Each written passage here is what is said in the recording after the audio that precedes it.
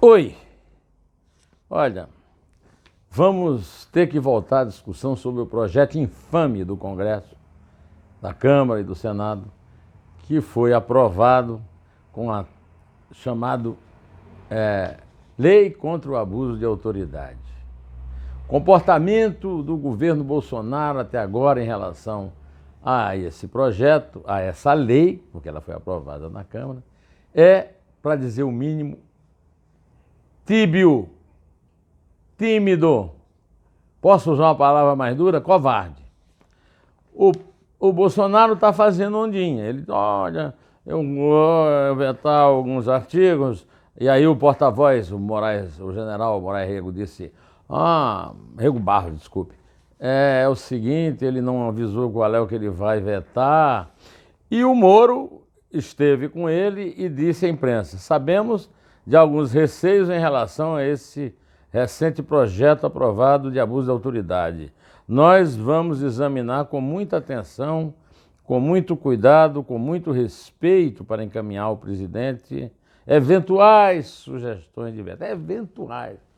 Será que o Moro não tem... Depois que ele chamou cônjuge de cônjuge, a língua portuguesa não é algo que tenha muita intimidade no linguajar do Moro, né? Agora, eventuais, ele sabe o que quer dizer, né? Eventuais, pode haver ou não. Eu quero dizer o seguinte, enquanto o governo Bolsonaro, através do presidente e do ministro da Justiça e da Segurança Pública, fraqueja, uma mulher de verdade, aquela como a Amélia, do samba de Mário Lago, e a Ataúfo Alves, chamada Raquel Dodge, deu uma declaração na pinta sobre a lei contra o abuso de autoridade. Diante do Toffoli, presidente do Supremo, num congresso em Curitiba, sede da Lava Jato, ela avisou: é preciso atentar para o fato de que a própria lei pode se tornar um abuso que deseja reprimir. Ao errar na dose, faz como um remédio que se torna um veneno e mata o paciente. É preciso ponderar, quanto ao projeto de lei recém-aprovado, que todo abuso de direitos por parte dos órgãos é do Estado, viola o Estado de Direito. Instituições tíbias, cujos membros estejam permanentemente ameaçados por normatividade excessiva em vaga, cumprem seu papel de modo... Em vaga não, é em voga, né?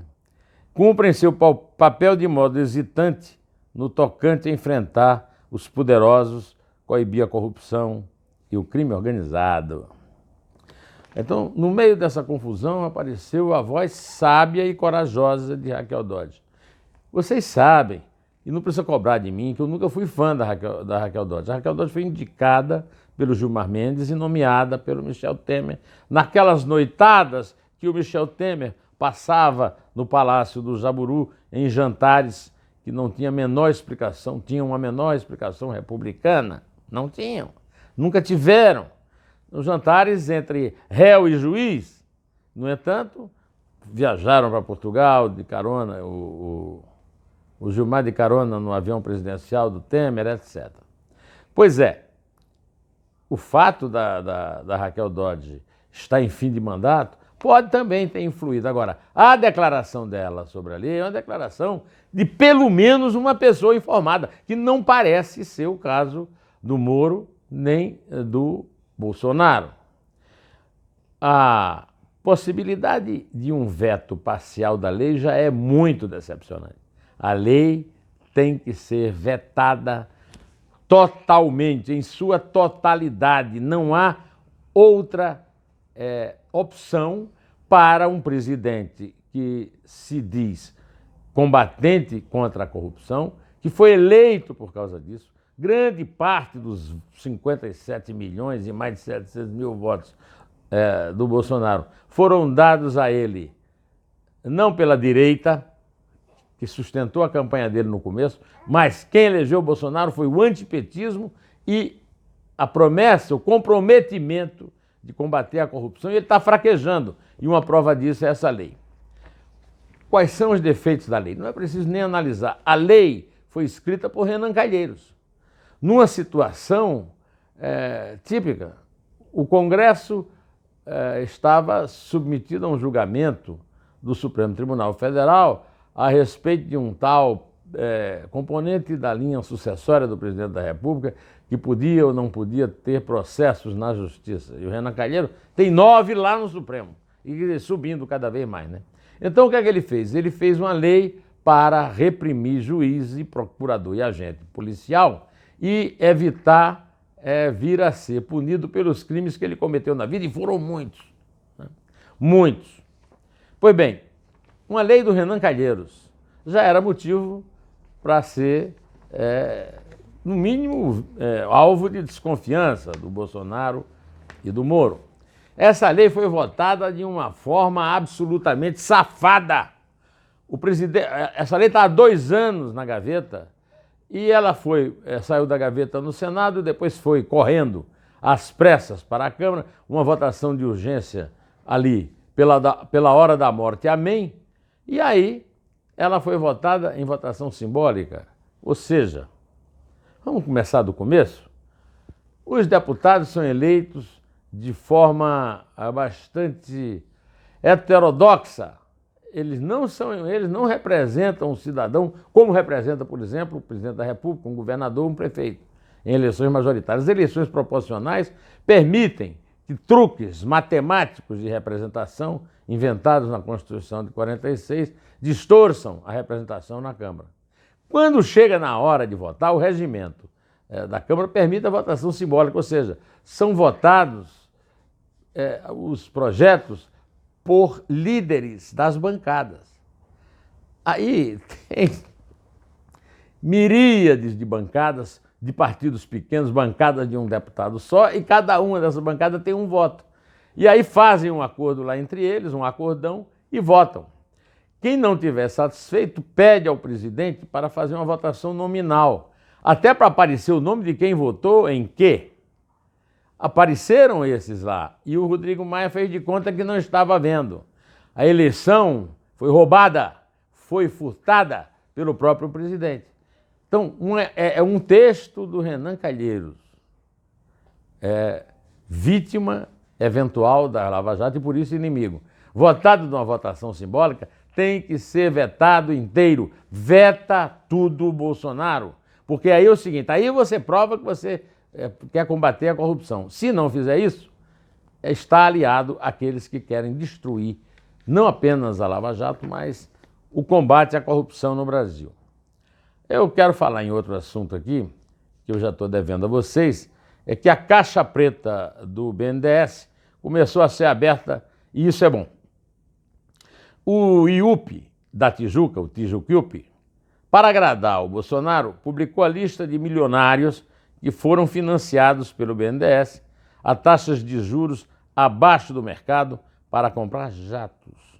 Uma autêntica lava-jato ou voa-jato, né?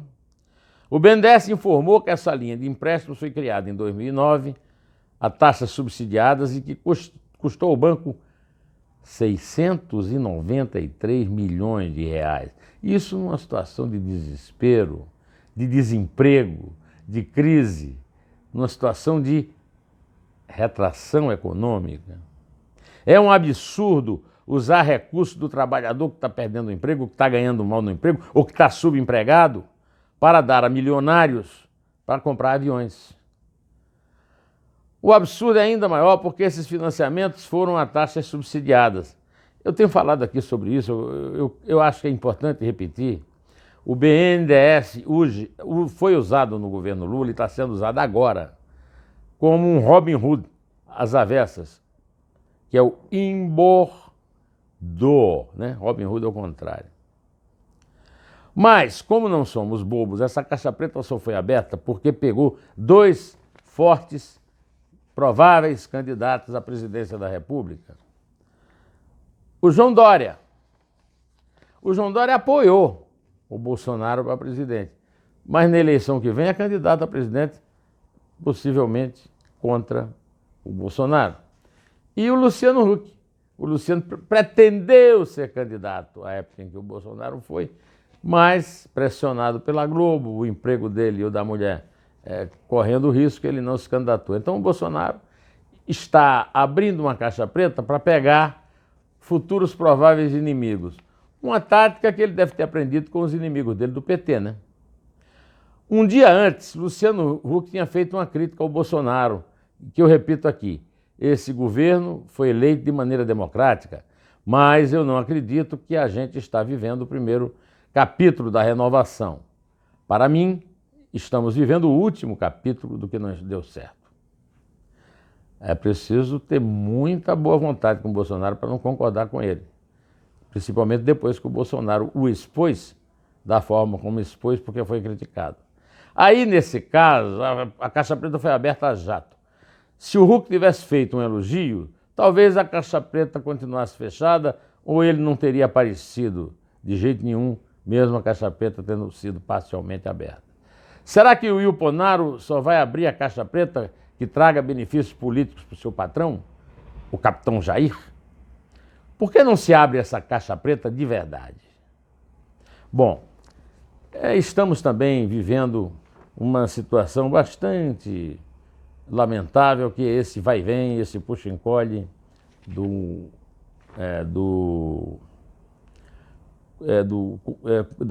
controle de atividades financeiras, do Conselho de Controle de Atividades Financeiras, que virou agora Unidade de Inteligência Financeira.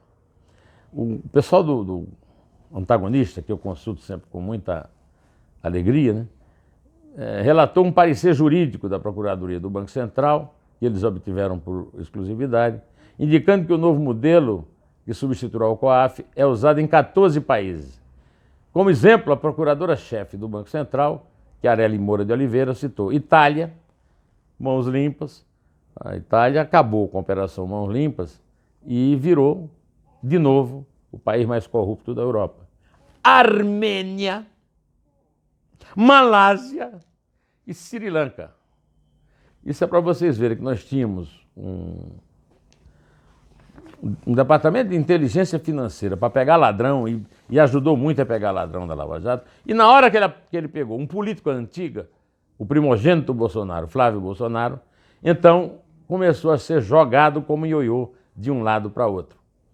Esse triste fim do COAF vai ser o fim de mais um capítulo em que o combate à corrupção está sendo abandonado de forma vil e traiçoeira. Direto ao assunto, em té, só a verdade nos salvará.